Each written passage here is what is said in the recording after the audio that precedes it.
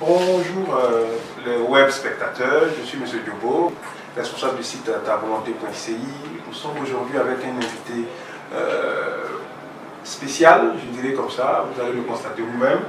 On va lui donner, comment on appelle, le temps de se présenter et voilà, il va échanger avec nous sur certains points qui vont sûrement vous intéresser. Bonjour M. Gel. Bonjour M. Diobo. Est-ce que vous pouvez vous présenter nos web spectateurs? Ok, je suis M. Toto Papouézel, je suis consultant formateur, je suis chef d'entreprise de cabinet Performance Consulting Group. Je suis un pur produit de Boaké.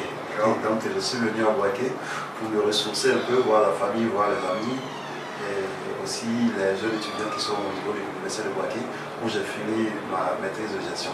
Donc voilà, c'est un peu. Alors hier on a eu à échanger un peu. Moi j'avais pensé que je connaissais Boaké, mais j'ai trouvé quelqu'un qui était plus calé que moi.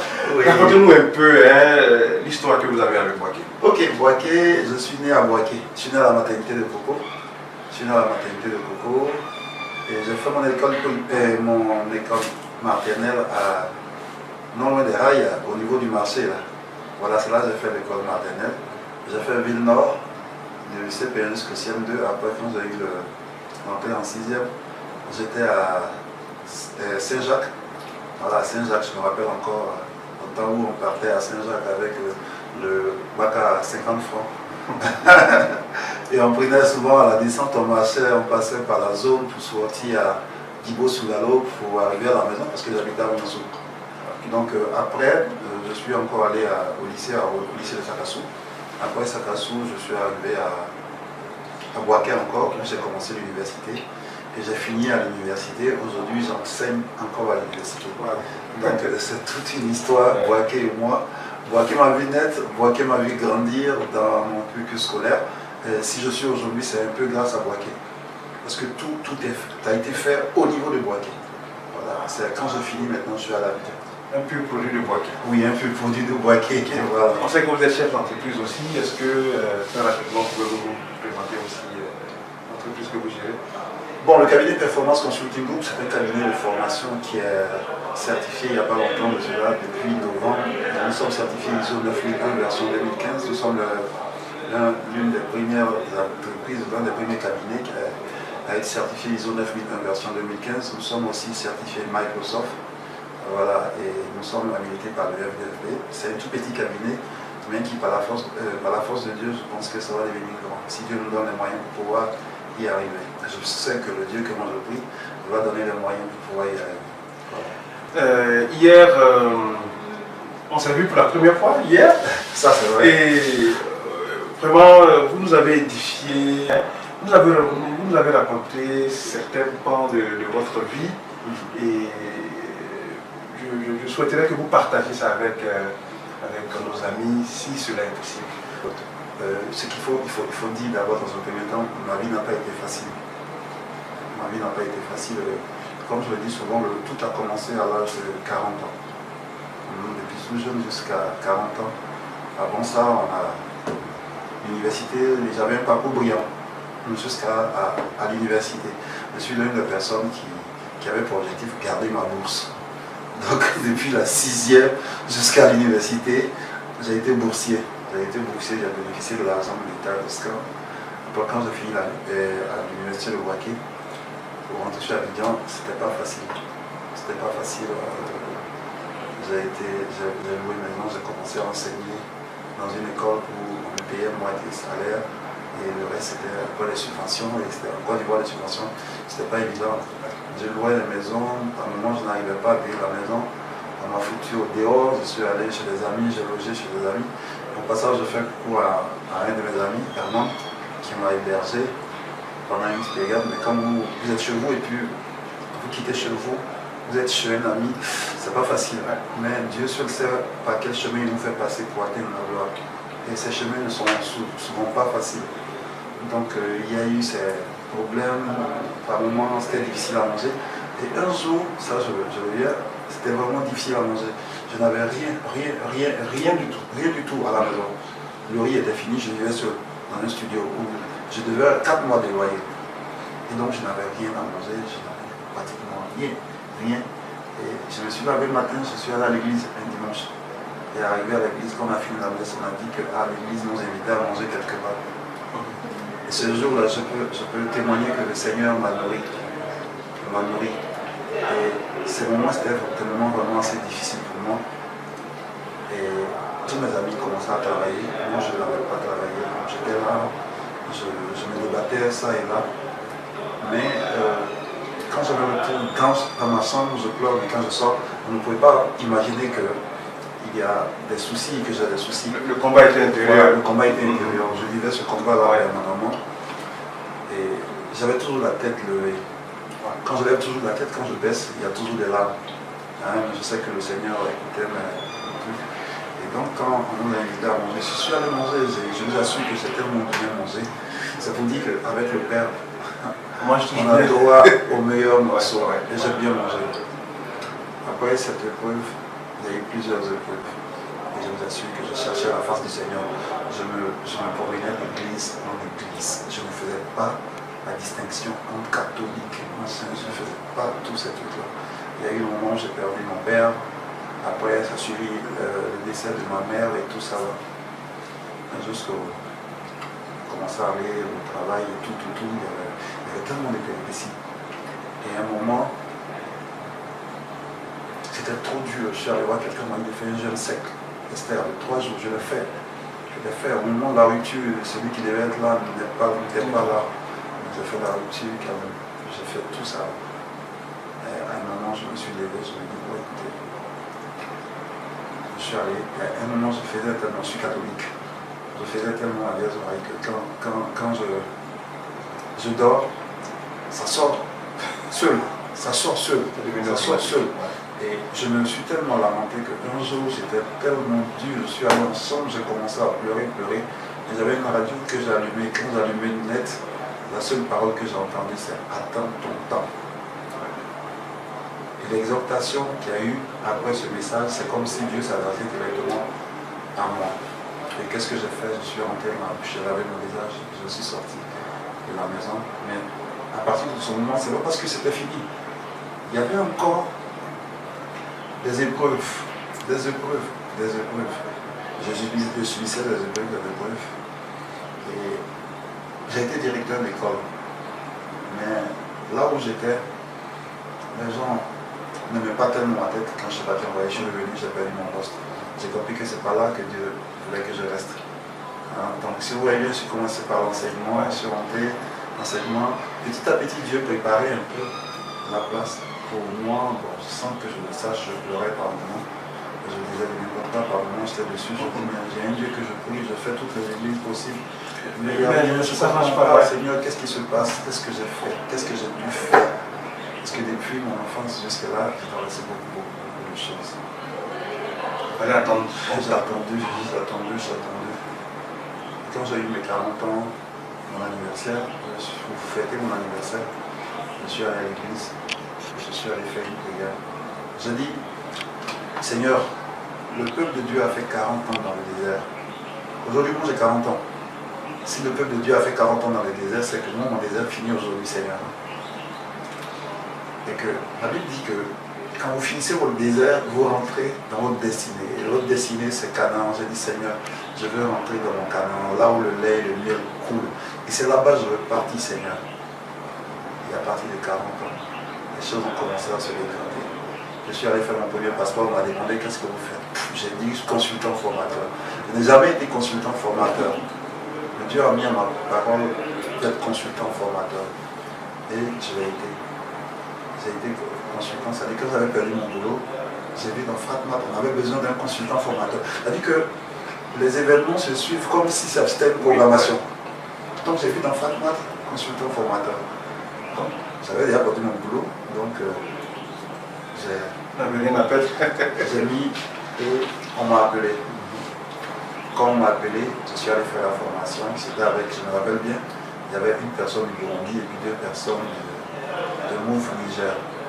Excusez-moi pour la publicité.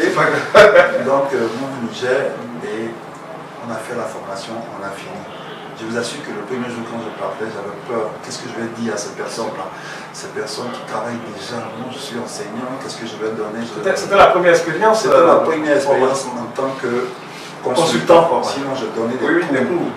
Donner cours et être consultant, c'est deux choses différentes. J'ai dit, qu'est-ce que je vais faire? Mais comme vous savez, quand le plan de Dieu est là, on ne peut rien. Et c'est ce que je dis toujours au Seigneur. Je suis la graine, que ton vent me transporte. Là où tu vas me déposer, je sais que cette terre est fertile. Et tu vas mettre les éléments pour que je puisse croître. Et c'est ce que le Seigneur a fait. Quand je suis parti, j'ai fait la formation. Et ce qui va m'étonner, ça va vous étonner un peu.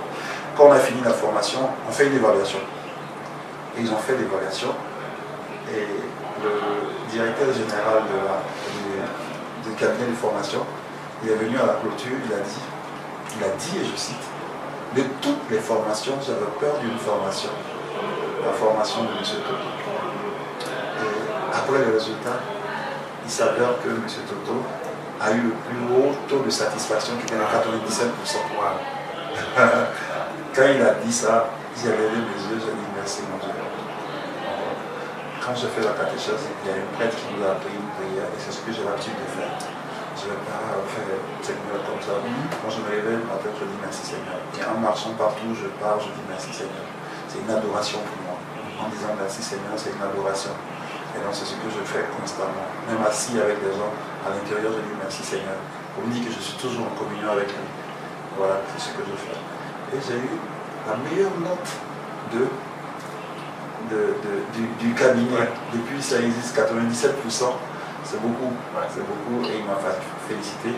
Donc au départ, quand je le faisais, en fait c'était pour le Seigneur en train de me montrer la ligne à prendre, le chemin à prendre, puisque je suis la graine. Et c'est le vent du Seigneur qui me pousse. Et c'est ce que je dis. Et donc du coup, on allait un peu. Et il m'a confié 2 formations, 3 formations. Et le Seigneur s'est rappelé qu'il avait donné, j'avais fait mon passeport. Et vous savez, le passeport c'est spirituel, ça ouvre des portes. Hein? Vous voulez voyager, vous n'avez pas de passeport. Et souvent c'est comme si c'était une prophétie, j'avais dit sur ma vie. Et soit, comme je disais hier, nous sommes tous des enfants de Dieu. La Bible dit que l'homme a été conçu à l'image de Dieu. Donc nous sommes un peu des dieux avec petit d, parce que le Dieu, il est le grand, avec le grand D. Et donc, je me dis que la parole a une puissance. Et ce que nous disons, ça peut avoir de l'impact. Donc on n'a qu'à se méfier aussi de ce que nous disons dans notre bouche sur notre vie. Voilà. Et donc j'ai dit que j'étais consultant formateur, ils ont écrit. Et donc ce qui a été écrit, c'est déjà, hein, on dit, là-haut, a été écrit, là-haut, là-bas. Ça a été écrit dans le passeport, ça veut dire que le passeport veut dire que Dieu te donne la possibilité de partir maintenant. Voilà. Et donc avec ce passeport, j'avais commencé à voyager. Je prends l'avion, je descends samedi, dimanche, je reprends l'avion, et ça m'a permis de connaître la sous-région. Et donc je suis vraiment la graine, parce que le vent du Seigneur m'amène ici, ça m'amène ici. Et quelque chose, ça vous amène? Oui.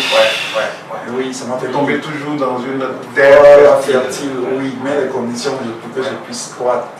Et le vent du Seigneur m'a envoyé au Bénin, où j'avais formé quelqu'un de la SECNA de Burundi. Quand je finis, et j'avais une grâce particulière, ça je vais revenir là-dessus. Tous ceux que j'ai formés, sans exception, ils ont toujours une promotion. Et j'avais fait la remarque. Et j'ai dit à une dame qui était venue du Togo, qui porte le nom de Lomé, ah, Marata, moi là, quand je forme les gens, là, ils ont une promotion. Elle dit, ah, mon fils, toi aussi, je suis vieillot, quelle promotion je veux avoir? Et ça va durer, elle m'a appelé, elle dit, ah mon fils, j'ai été promu. Elle dit, amen, je t'avais dit. Hein? C'est le vent du Seigneur, où j'étais, la terre était fertile, et vous étiez là, ça va vous bonifier aussi. Et c'est un peu ça. Donc, le monsieur m'a dit, bon, écoute, il t'est jamais arrivé de penser à faire ton propre cabinet? Ben, ça m'est jamais arrivé de penser à faire un cabinet. Sincèrement, ça m'a jamais traversé la tête. J'ai dit, mais où je vais avoir les moyens? Il dit non, commence, je vais t'envoyer 2 personnes. Et j'ai commencé avec 2 personnes. Et c'est avec ces 2 personnes-là, quand le Seigneur vous tend la main, il faut saisir sa main. Le Seigneur m'a tendu sa main, j'ai saisi sa main, je lui ai dit que Seigneur, cette main-là, je ne la lâcherai jamais. Je vais te montrer en tendant cette main, je peux prendre d'autres mains pour attraper ton bras. Et c'est ce que j'ai fait. Ce qu'il a mis devant moi, j'ai montré au Seigneur que tu m'as donné de l'argile, je l'ai rendu en pot pour toi, Seigneur. Et voilà. Et ce pot-là, tu peux mettre de l'eau dedans, tout le monde va venir s'abreuver là-dedans. Et c'est un peu ma vision. Donc, quand le Seigneur te permet de faire quelque chose, montre-lui que ce qu'il t'a donné, montre-lui que tu es fier et que il a eu raison de te donner, et tu lui montres que tu peux être à mesure de pouvoir faire plus que ça. Et quand c'est comme ça, il vous donne encore plus. Et voilà. Et c'est ce que j'ai fait. Je suis allé dans l'entreprise individuelle et je me posais la question, mais comment je vais avoir l'argent pour pouvoir monter ma structure? Là aussi, c'était un problème. Parce que le monsieur m'avait envoyé deux personnes, ça faisait 850 000, 850 000. Et dans les 850 000, 850 000, bon, j'ai un ami qui avait un problème. Il est venu me solliciter. Je lui ai donné une grande partie de ça. Il a donné 500 000, il ne restait pas grand-chose. Et j'ai dit au Seigneur, l'or et l'argent t'appartiennent. Ce qui est dans ma main, ce n'est pas pour toi, c'est pour toi, papa.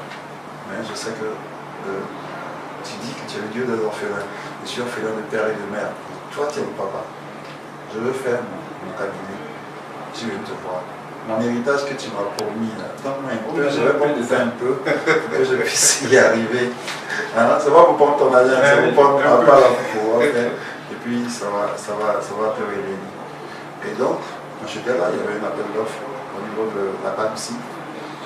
Et le Seigneur veut me montrer que je vais te donner l'argent, suis son nom. Donc, il y a eu l'appel d'offres de la Palousie. Je suis allé, on a discuté, on a été retenu. Et qui devait faire la formation? C'est moi qui ai fait la formation. Ce n'est pas quelqu'un d'autre qui a fait la formation. Et ça a remonté à une vingtaine de millions. Et c'est 20 millions quand je suis venu.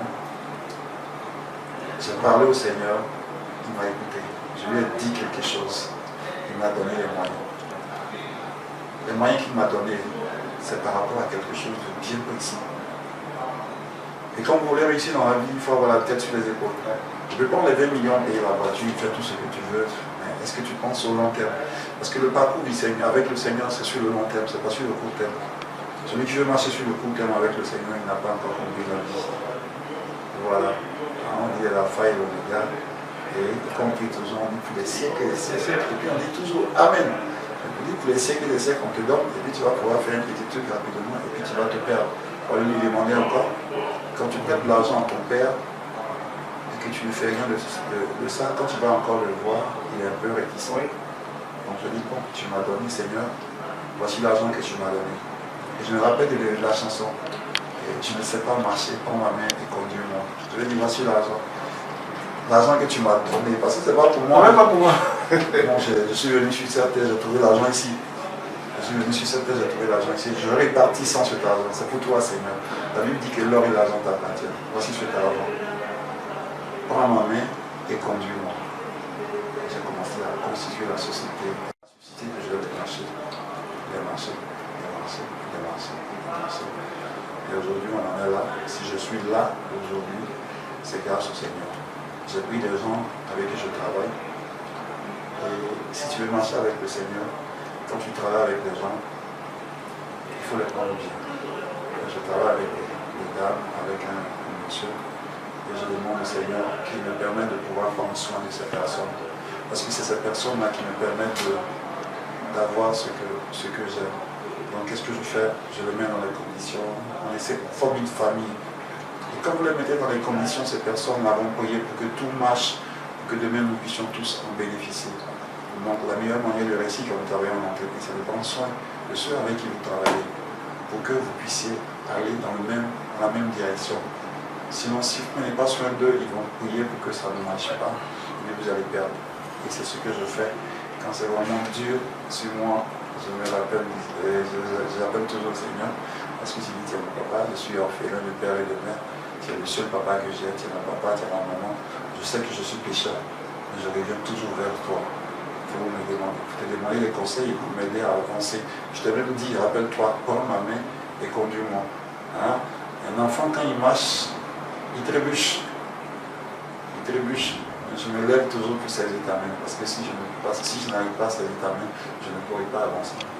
Waouh, quelle histoire. Merci. Quelle histoire.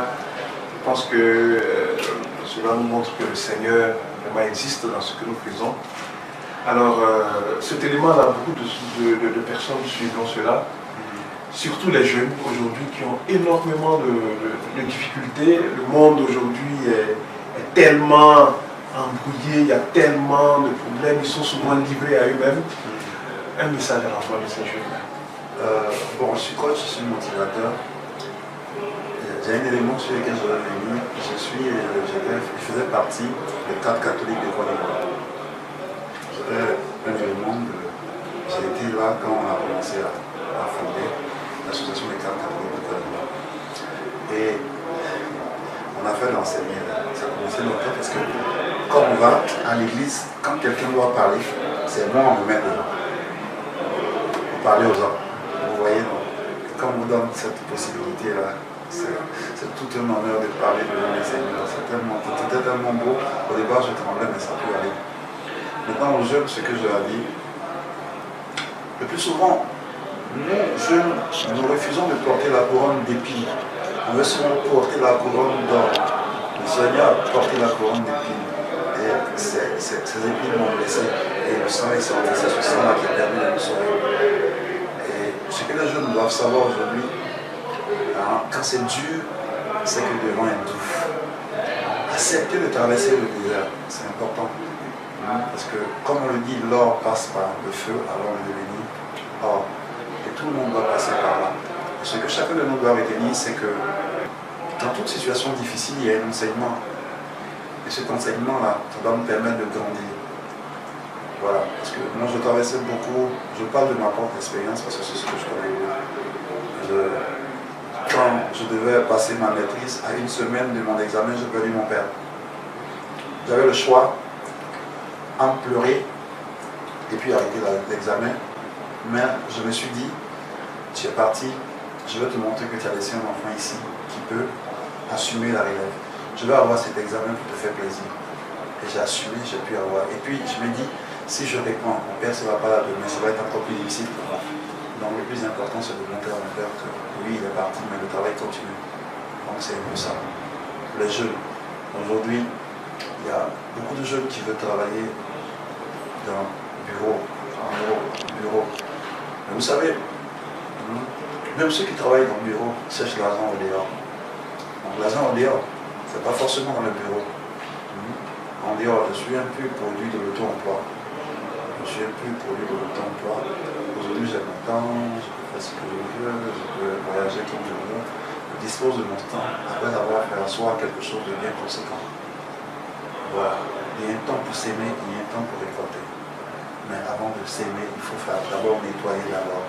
Est-ce que vous avez déjà nettoyé? Si vous n'avez pas encore nettoyé, pendant qu'on nettoie, on se blesse. Et ça aussi, c'est le désert. Voilà. On se blesse. Il faut trouver les stratégies, comment envoyer de l'eau pour qu'on puisse arroser, ainsi de suite, pour qu'on puisse faire moissonner. Voilà. Et il y a tout ça là qu'il faut pouvoir retenir. Tous ceux qui sont jeunes, qu'ils sachent que la marche avec le Seigneur, c'est pas facile. Mais quand on arrive, c'est vraiment dur. Hein? Parce que quand c'est dur, c'est que devant est bon. Quand c'est dur, c'est que devant est doux. C'est ce que j'aime dire aux gens. Donc si vous voulez arriver à ce qui est doux, il faut traverser les difficultés. Et dans toutes les difficultés que nous traversons, il ne faut jamais baisser les bras. Il faut toujours lever la tête vers le Seigneur. Parce que c'est vers lui qui devient le dernier le plus. Donc le plus important, c'est de se fixer les objectifs, de dire au Seigneur, voici où je m'en vais, et qu'il puisse t'accompagner. Et quand il vous accompagne, c'est qu'il a décidé de... S'il prend la décision de vous accompagner, il va vous accompagner jusqu'au bout. Parce que je sais que le Seigneur ne laisse pas en chemin. Et quand tout accomplit, il va le déchirer. Il sent que vous êtes autonome, il peut vous laisser partir. Mais il ne faut pas l'oublier aussi. C'est ça le plus important. J'ai fait un constat durant l'entretien, je me rends compte qu'à chaque fois, vous mettez Dieu devant, c'est ça le secret. Quelqu'un qui a toutes ces opportunités-là et qui ne met pas Dieu devant, pensez-vous qu'il puisse atteindre l'objectif? On dit qu'il est l'alpha et l'oméga. Et l'alpha et l'oméga, ça veut dire beaucoup. Je peux dire seulement qu'il est l'alpha et l'oméga pour vous répondre. C'est tout. Mais je me dis que Nous sommes venus trouver cette terre avec tout ce qui est là-dessus. Celui qui a été à l'origine de ça, tout le monde le sait. C'est Dieu. Et tout lui appartient. Et donc, pour moi, je n'engage que moi. Dans tout ce que je fais, c'est Dieu, je mets au devant. J'ai traversé des souffrances, j'ai traversé des moments vraiment, vraiment difficiles. Et il a toujours été là-devant. Il a toujours été là-devant. Depuis ma conception. Alors, au niveau de la conception, je ne veux pas trop revenir dessus parce que je ne devais pas, mais Dieu a permis que je vienne. Et s'il a permis ça, ça veut dire qu'il a pris en charge ma destinée. Il a pris en charge ma destinée. J'ai eu à faire beaucoup de choses, mais que Dieu n'aimait pas. Et à chaque fois, il mettait des... Voilà. Donc, j'ai été l'objet de... Là, je vais faire un break pour revenir un peu là-dessus. J'ai été l'objet de beaucoup d'attaques. On m'a dit que j'étais le plus brillant de la famille avec qui on devait finir. Bon. Et je suis allé à Mankolo pour aller prendre des canaries. Là, c'est une partie que je ne sais pas, mais je vais revenir dessus pour pouvoir expliquer et permettre aux jeunes de comprendre un certain nombre de choses. Je suis allé prendre ces canaries, je suis venu, je suis allé à Mankolo pour aller prendre avec un monsieur, parce qu'on voulait me tuer, j'étais désemparé, je ne savais pas comment faire. Donc j'ai pris, je me l'avais, mais je n'aime pas les mauvaises odeurs. À un moment, ça me fatiguait, Et j'ai dû dire au monsieur qui a rencontré moi, ça ne me plaît pas, est-ce qu'il peut changer? Il a envoyé un autre petit canari. Et je me rappelle, à la veille, j'avais fait mon chemin de croix. Et le jour qu'on m'a envoyé le canari, quand j'ai déposé le canari, s'est fondu en deux. Donc, à chaque fois, Dieu m'interpellait sur quelque chose. Sans compter les séries d'accidents que je savais. Une fois, je devais aller à Boaké et à Abidjan. J'ai pris un car, je devais partir, j'avais une amie qui est venue, elle est venue un peu en retard. Et je n'ai pas pris le car que je devais prendre. Quand je partais, le car que je devais prendre a fait un accident de l'eau. Ça va. Et un jour encore, je venais d'Abidjan. Je devais arriver sur Boaké. J'étais pressé de venir. Donc j'ai anticipé pour prendre le car qui devait venir. Le car qui devait venir allait faire un accident, ça a pris feu. Et quand je suis descendu, sur mon ticket, la place où je devais m'asseoir, c'est là que j'allais m'asseoir. Et puis le car. Et donc, après tous ces événements et tous ces trucs-là, ma mère était démotionnée, machin, tout. Ils ont fait l'ouverture de la basilique. Quand je suis arrivé, je me suis dit, Seigneur, on dit en 10 mois, je vais mourir. Tu connais comment ma naissance s'est passée, depuis ma conception jusqu'à ce que je viens en vie. C'est toi qui l'as voulu. Si je dois mourir aujourd'hui, c'est toi seul. Toi et toi seul. Si on me dit que je suis mort avec quelque chose, et si ce n'est pas le cas, je dis en tes mains, je confie ma vie. Et dans tout ce que je fais, je dis Seigneur, qu'il en soit fait selon ta volonté. Moi, ma volonté ne vaut rien à côté de toi, ta volonté. Et donc, c'est ce que j'ai fait quand je suis arrivé après le canari est passé. C'est ça, je suis passé à la basilique, tout. Et puis quand je viens, j'ai emballé ma chambre. Tout, j'ai emballé tout. Ma mère a commencé à pleurer. Il a dit, Laetitia, maman, je ne vais pas mourir. C'est pourquoi je suis venu faire ce que je suis venu faire sur terre. Je n'ai même pas encore commencé. Je ne peux pas mourir. Donc reste tranquille. Voilà. Aujourd'hui, voilà. Et après ça, selon tout ce que je disais, j'ai dit Seigneur, si tu me permets de faire tout ça, je vais me baptiser. Et on m'a baptisé. Quand on m'a baptisé, j'ai un de mes grands frères qui est décédé, je venais sur Boaké. Écoutez toujours, hein, ce sont les épreuves que je suis dans la vie. Quand je venais sur Boaké, j'ai pris un train TV. En venant, j'ai eu un accident qui s'est passé de manière bizarre sur la route. C'est-à-dire que tout le cadre, c'est où moi j'étais assis là, la vitre là, c'est ça qui s'est cassé. Donc il y a une grosse voiture qui venait et puis le derrière est sorti comme ça. J'ai reculé Seigneur. Quand je suis descendu, j'ai commencé à prier, j'ai fait le tour de la voiture. Et j'ai dit, dans la prière, cette fois-ci vous avez affaire à quelqu'un de plus fort que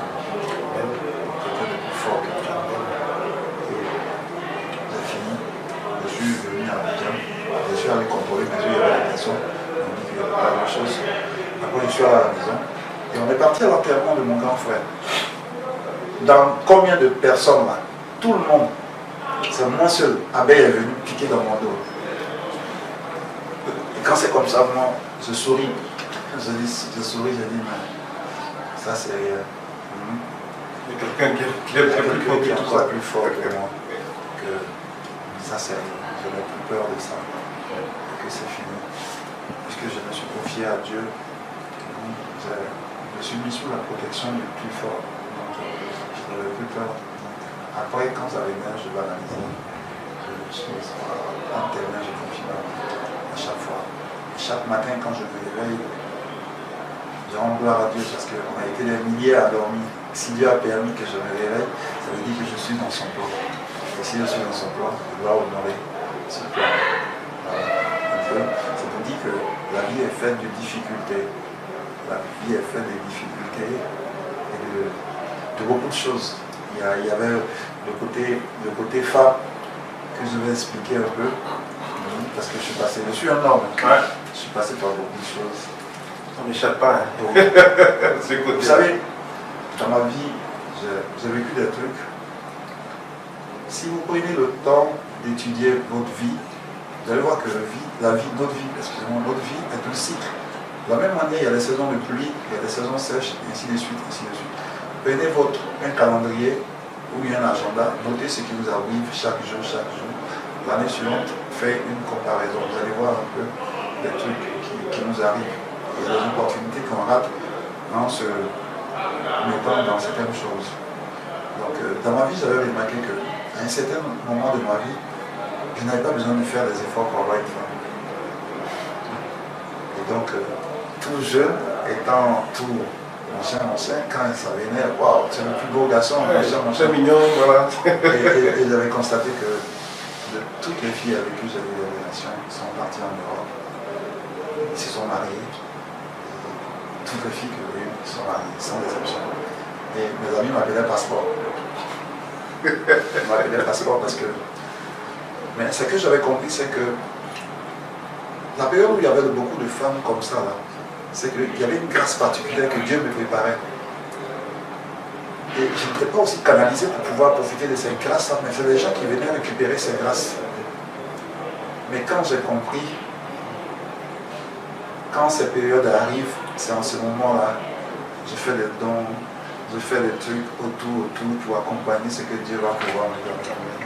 Vous avez vu, non, c'est un peu ça. Donc, chacun de nous doit pouvoir comprendre sa vie en tant que tel.